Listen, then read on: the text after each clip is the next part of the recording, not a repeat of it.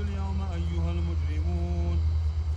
ألم أعهد إليكم يا بني آدم أن لا تعبدوا الشيطان إنه لكم عدو مبين وأن اعبدوني هذا صراط مستقيم ولقد ضل منكم جبلا كثيرا أفلم تكونوا تعقلون هذه جهنم التي كنتم توعدون اصلوها اليوم بما كنتم تكفرون